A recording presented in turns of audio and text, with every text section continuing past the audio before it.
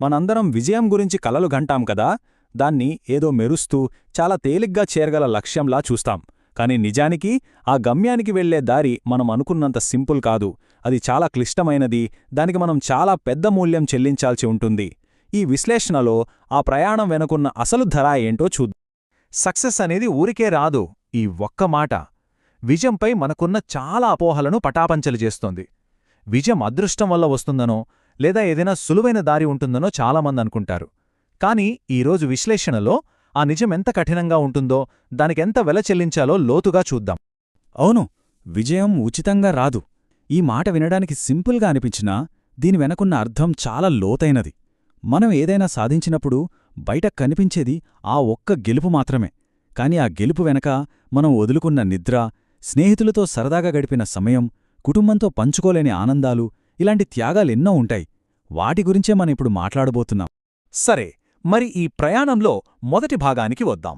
ఇక్కడ మనం విజయ మార్గంలో బయట ప్రపంచానికి స్పష్టంగా కనిపించే అడ్డంకులు, త్యాగాలమీద దృష్టి పెడదాం. విజయం కోసం మనం చెల్లించాల్సిన మొదటి వెల ఇదే: కష్టాలను ఎదుర్కోవడం.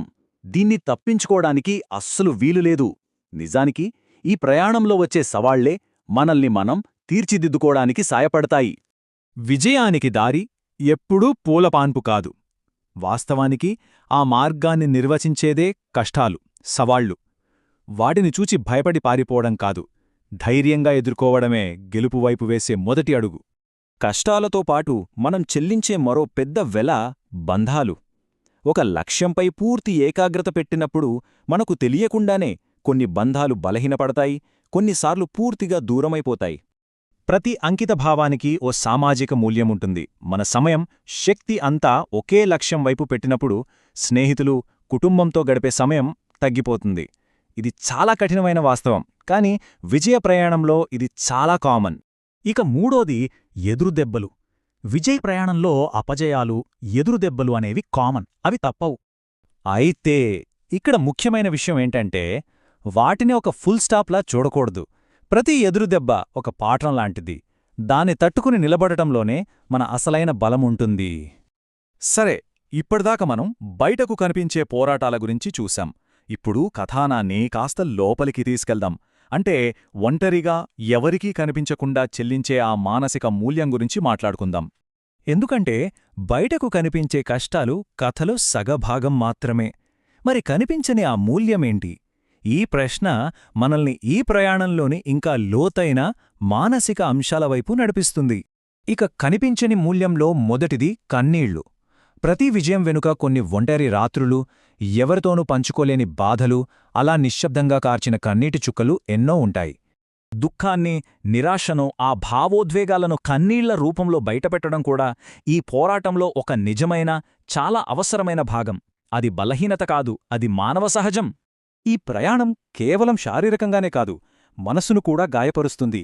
బాధను తట్టుకోవడం, గుండె గాయపడటం, కొన్నిసార్లు ముక్కలవ్వడం, ఇవన్నీ ఆ జర్నీలో భాగమే. ఈ మానసిక గాయాలు బయటకు కనిపించవు, కాని వాటి ప్రభావం మాత్రం చాలా లోతుగా ఉంటుంది. సరే, మరి ఈ బాధనుంచి మనం ఏం నేర్చుకోవాలి? ఇక్కడే కథనం బాధనుంచి ప్రయోజనం వైపు మారుతుంది. ఈ కష్టాలు వ్యక్తిగత అభివృద్ధికి ఎలా ఉపయోగపడతాయో చూద్దాం. కష్టాల తరువాత జరిగే నిర్మాణాత్మక ప్రక్రియ ఇది. సింపుల్గా చెప్పాలంటే, మొదటిది గుణపాఠాలు నేర్చుకోవడం, రెండోది సహనాన్ని పెంచుకోవడం, మూడోది వచ్చిన అనుభవాన్ని సరిగ్గా ఉపయోగించడం. ఈ దశలే మనకి జ్ఞానాన్ని, ధైర్యాన్ని నిర్మిస్తాయి. అంటే ఇక్కడ పాయింట్ కేవలం బాధను భరించడం కాదు, దానినుంచి జ్ఞానాన్ని గ్రహించడం. నేర్చుకోకుండా అనుభవించే బాధ వృధా అయిపోతుంది. సో అనుభవాన్ని పురోగతిగా మార్చడమే అసలైన లక్ష్యం. మన విశ్లేషణ దాదాపు ముగింపు దశకొచ్చేసింది. కానీ అన్నింటికంటే పెద్దదైన అంతిమ సవాలొకటుంది. దాన్నిప్పుడు చూద్దాం. ఇన్ని పాఠాలు నేర్చుకున్నా, ఇంత అనుభవం వచ్చినా, అన్నింటికన్నా పెద్ద సవాలు ఇంకా మిగిలి ఉంది. అదేంటో ఇప్పుడు చూద్దాం. ప్రతిక్షణం నీతో నీవు యుద్ధం చేయాలి. ఈ ఒక్క వాక్యంలో ఈ మొత్తం ప్రయాణం యొక్క సారాంశముంది. ఎందుకంటే బయటి శత్రువుల కన్నా మన లోపల ఉండే శత్రువులే ఎక్కువ ప్రమాదకరం. అంతిమ పోరాటం ఎప్పుడూ అంతర్గతంగానే ఉంటుంది.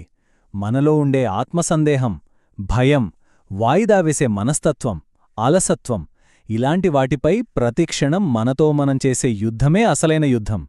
ఈ చిత్రం ఆ భావనను పర్ఫెక్ట్గా చూపిస్తోంది. విజయమనేది ఒక డెస్టినేషన్ కాదు, అది ఎప్పటికీ ముగియని ఒక ఎగబాకుడు, ఒక ప్రయాణం. ఆ ప్రయాణంలో ప్రతి అడుగు ఒక పోరాటమే, అది కూడా మనతో మనమే చేసుకునే పోరాటం. సరే, ఈ విశ్లేషణను ఒక వ్యక్తిగత ఆలోచనతో ముగిద్దాం. ఇంతకీ ఎవరి ప్రయాణాన్ని అయినా నిర్వచించే ఆ అంతర్గత యుద్ధం ఏమై ఉంటుంది?